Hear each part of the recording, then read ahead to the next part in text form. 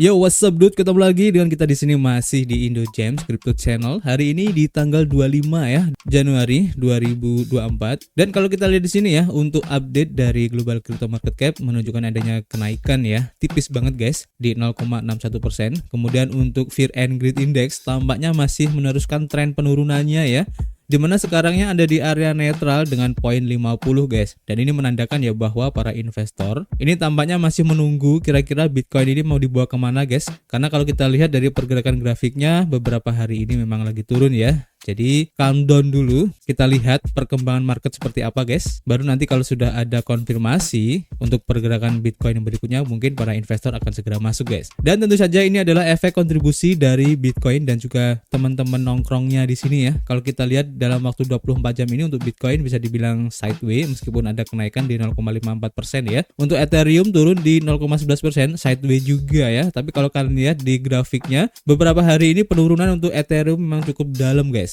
Nanti kita akan coba lihat ya.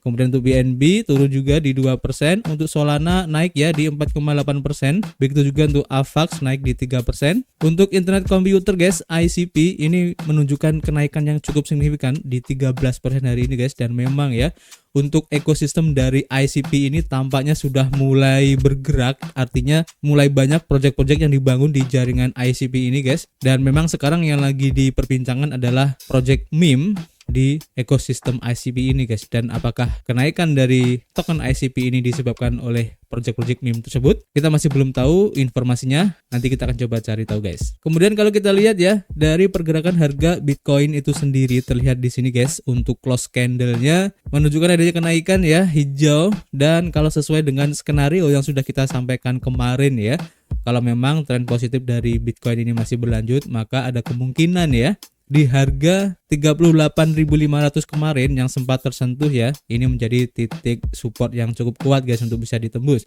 Dan sekarang untuk target berikutnya, kalau memang kenaikan Bitcoin ini akan berlanjut dan bisa menembus area trendline di sini ya, dengan close candle-nya mungkin di sekitar harga 40.900. Kalau itu terjadi untuk close candle-nya di harga tersebut, maka ada kemungkinan untuk mencoba retest lagi di resisten, tepatnya di MA 20 time frame daily di sini di harga sekitar 42.700 guys. Karena kalau kita lihat ya, dari Bitcoin dominan sendiri di sini terlihat sudah ada kenaikan yang cukup signifikan ya, sekitar 2 hari kemarin. Dan kita lihat apakah kenaikan dari Bitcoin dominan ini akan berlanjut atau justru akan turun lagi. Karena kalau kita lihat memang tekanan jual dari Bitcoin memang sangat besar ya. Dan kalau kita lihat di sini tampaknya untuk arus uang sudah mulai masuk lagi di Bitcoin ya. Apalagi di Ethereum ada kabar yang kurang bagus ya, sehingga banyak para investor yang keluar dari Ethereum. Karena kalau kita lihat ya, dari pergerakan harga Ethereum itu sendiri, close candle-nya pun merah. Dan bisa saja ya kalau kita lihat dari pola candle yang terakhir kemarin, untuk close candle-nya ini biasanya menunjukkan adanya kelanjutan untuk penurunan guys. Dan bisa saja untuk bisa retest lagi di sekitar harga 21.000 ya, untuk meretest di support kuat berikutnya guys. Dengan target utama mungkin saja ya bisa mencapai di MA 50 untuk time frame daily sekitar harga $2.000 guys. Oke, jadi kita tunggu aja untuk perkembangannya. Dan di sini kita sudah mengumpulkan beberapa informasi yang cukup menarik hari ini guys. Yang pertama kita lansir dari harian Watcher.guru, di mana SEC menunda untuk ETF Ethereum Spot BlackRock guys. Nah, ini mungkin yang menjadi salah satu sebab ya kenapa harga Ethereum ini turun ya beberapa hari kemarin dan cukup dalam turunnya guys. Dan selain penundaan untuk keputusan ETF Ethereum dari BlackRock ini ya, SEC juga menunda untuk keputusan pada setiap aplikasi ETF spot Bitcoin sebelum disetujui guys. Dan beberapa hari yang lalu komisi tersebut menunda aplikasi ETF spot Ethereum dari Fidelity. Oleh karena itu guys ya, di sini ada kemungkinan bahwa SEC ingin memperpanjang potensi persetujuan untuk ETF Ethereum termasuk milik BlackRock ini ya, di mana perusahaan manajemen aset lain telah mengajukan aplikasi ETF untuk Ethereum dengan harapan dapat menambahkannya ke layanan mereka. Namun aplikasi tersebut kemungkinan besar akan ditunda pada akhirnya guys. Dan beberapa informasi untuk deadline ya dari keputusan SEC tentang ETF spot Ethereum ini harus diputuskan pada bulan Mei tahun 2024 ini guys.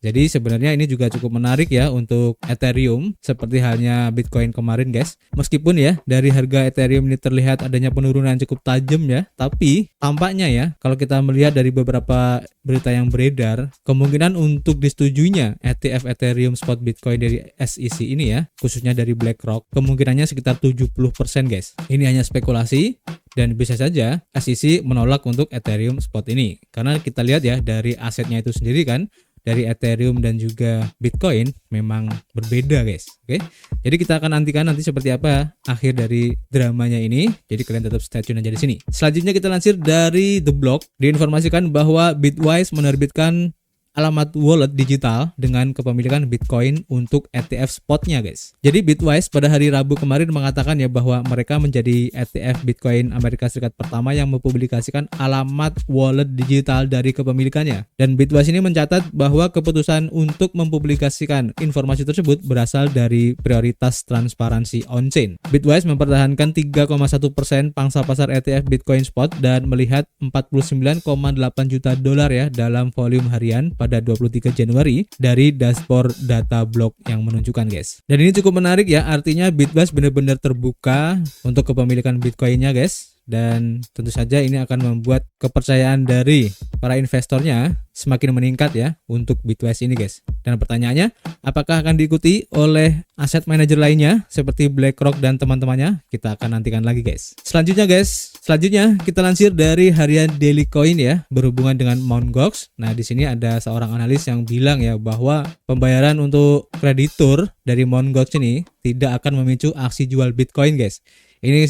Ini kata analis yang bernama Samson Mow. Jadi si Samson ini menepis tekanan penjualan Bitcoin yang diklaim akan muncul karena administrator dari Mt. Gox menyelesaikan pembayaran akhir. Berbagi pendapatnya ya tentang pembayaran Mt. Gox yang semakin dekat, Samson Mow ini berpendapat bahwa pembayaran tersebut tidak mungkin memicu tekanan jual dengan alasan bahwa sebagian besar kreditur telah mengalami periode penahanan selama 1 dekade yang tidak disengaja dan tidak terburu-buru ya untuk segera dilikuidasi. Ketika ditantang mengenai perkiraan bahwa 50% dari kreditur Mt. Gox akan menjual dalam waktu dekat, Mow tidak menekankan hal tersebut dengan mengatakan bahwa mereka tidak akan melakukan sekaligus, dan bahkan jika terjadi, pasar dengan mudah dapat menyerap penjualan tersebut tanpa efek destabilisasi guys. Nah, meskipun Mow mungkin memiliki keyakinan ya pada kemampuan pasar untuk menangani banjir Bitcoin ini ya pasca pembayaran yang diharapkan, tapi proses pembayaran yang sebenarnya telah berlangsung lama dan sulit dengan kreditur yang menanggung banyak ketidakpastian selama ini guys. Jadi kita lihat aja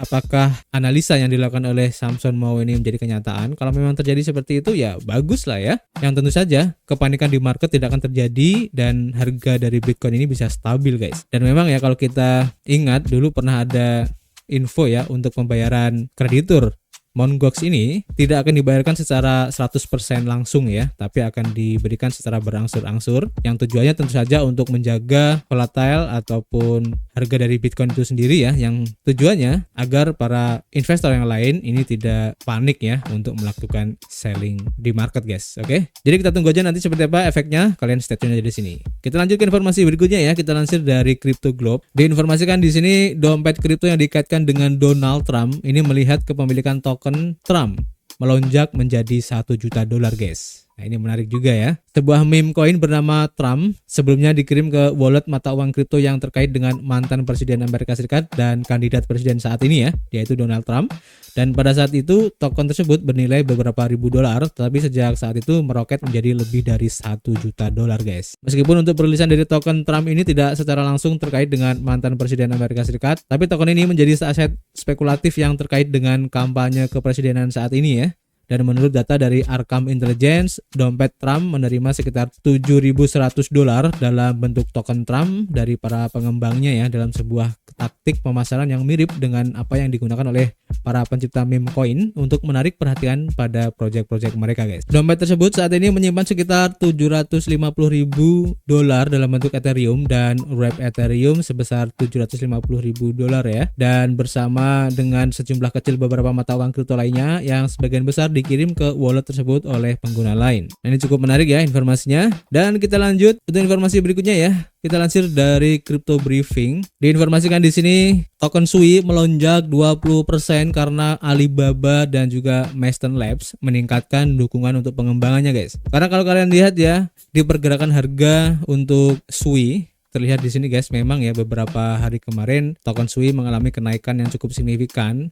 Dan ini berlawanan dengan teman-temannya ya, dimana token-token yang lain ini turun, tapi justru untuk token Sui justru malah naik guys. Nah ternyata ini adalah sebabnya adanya kerjasama ya antara Alibaba dan juga Maston Labs ya, dimana Maston Labs ini adalah pengembang dari Sui blockchain itu sendiri. Jadi pada hari Selasa sebelum tweet dari Maston Labs, tim di belakang Sui ya, mengumumkan kemitraan yang lebih dalam dengan Alibaba Cloud untuk menyediakan lebih banyak sumber daya bagi para pengembang yang menggunakan bahasa pemrograman Move. Dan hari ini Sui melonjak 20% menjadi $1,32 per token menurut data dari Coinbase. Maston menyoroti rencana untuk alat penulisan kode Move yang dibantu oleh AI dan inisiatif pendidikan di universitas secara global, acara komunitas dan dokumentasi yang diterjemahkan untuk meningkatkan adopsi di Cina dan Korea. Platform kontrak pintar ini juga memuji dukungan infrastruktur dari Alibaba Cloud, program inkubator di seluruh Asia, dan insentif untuk pengembang melalui hackathon dalam skala global. Tujuannya adalah untuk meningkatkan kecepatan bagi para pengembang berpengalaman sambil membantu para pengembang Move yang baru mempelajari bahasa dan mengeksplorasi kemungkinannya di ekosistem Sui. Dengan bantuan mitra seperti Alibaba Cloud dan juga Chain IDE,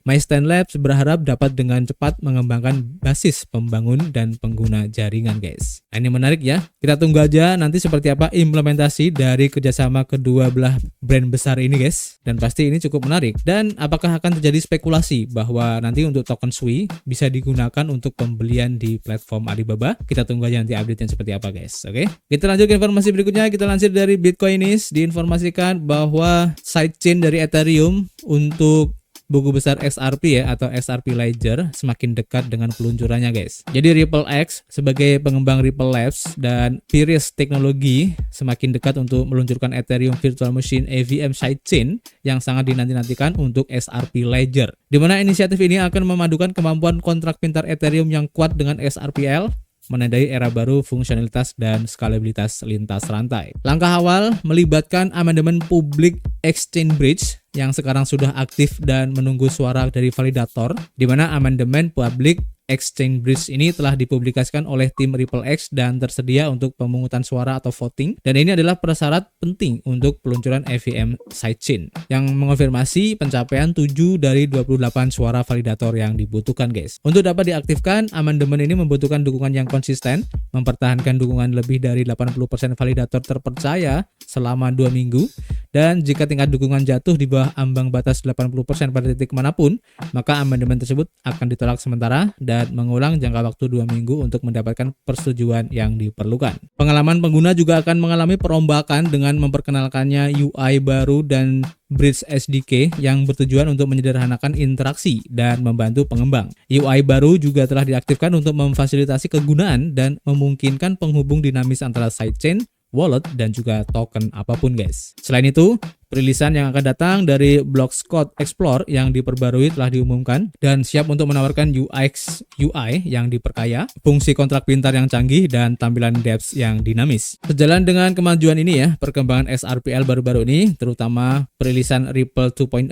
telah menggarisbawahi dorongan bersama menuju landscape blockchain yang lebih saling terhubung dan serbaguna. Sementara itu, untuk proposal Automate Market Maker atau AMM dari Ripple masih tertunda ya, dan tidak menerima cukup banyak suara yang setuju dari para validator sejauh ini guys. Jadi kita tunggu aja nanti seperti apa ya sidechain dari Ethereum ini yang dikeluarkan oleh XRP. Ini cukup menarik. Dan kita lanjut ke informasi berikutnya. Kita lansir dari Crypto Briefing, diinformasikan bahwa Polygon akhirnya memperkenalkan protokol Egg Layer untuk menyatukan arsitektur monolitik dan modular guys. Polygon Labs hari ini mengumumkan ya rencananya untuk meluncurkan Egg Layer, sebuah blockchain gabungan yang bertujuan untuk menyatukan manfaat dari arsitektur blockchain monolitik dan modular. Didukung oleh Zero Knowledge, Egg Layer ini merupakan bagian dari upaya Polygon untuk membangun jaringan Web3 yang terdesentralisasi tanpa batas dengan likuiditas terpadu dan skalabilitas yang belum pernah ada sebelumnya. Egg Layer berfungsi dengan menggabungkan Zero Knowledge Proof dari semua rantai yang terhubung dan memastikan keamanan transaksi lintas rantai yang hampir instan. Di satu sisi, pendekatan ini memungkinkan protokol untuk mengatasi keterbatasan arsitektur monolitik dan modular. Blockchain monolitik terlepas dari interoperabilitas yang melekat dan ekosistem yang terpadu, menghadapi skalabilitas, keamanan, dan desentralisasi. Sementara blockchain modular menghadapi likuiditas dan fragmentasi basis pengguna, guys. Di sisi lain, Egg Layer Polygon ini menggabungkan yang terbaik dari kedua dunia ini ya, yang diharapkan dapat menghasilkan peningkatan efisiensi transaksi, pemanfaatan modal, dan pengalaman pengguna yang lebih baik. Egg Layer memberdayakan blockchain layer 1 dan layer 2 untuk mengakses kumpulan likuiditas terpadu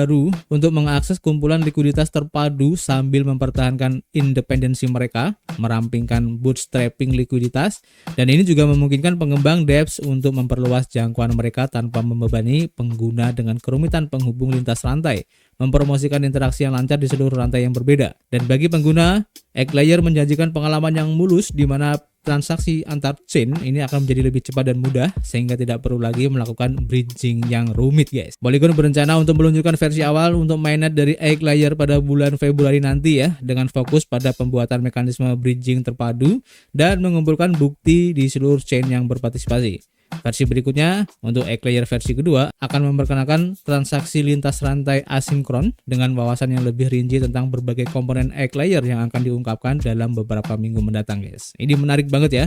Kita tunggu aja seperti apa project dari Egg Layer ini dan apakah ini akan menjadi solusi untuk bridging yang bisa dibilang sekarang ini agak rumit dan terlalu lama untuk prosesnya. Kita lihat aja nanti, guys, seperti apa Egg Layer ini. Oke, jadi untuk hari ini cukup ya informasinya, cukup banyak yang sudah kita sampaikan.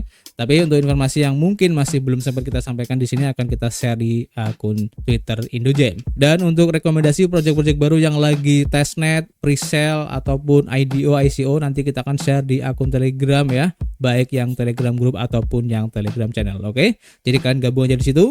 Dan seperti biasa, kita masih menunggu kritik dan saran kalian di kolom komentar. Nanti kita bisa ngobrol banyak di dalamnya. Dan tentu saja, guys, kita akan ketemu lagi di informasi berikutnya. Peace.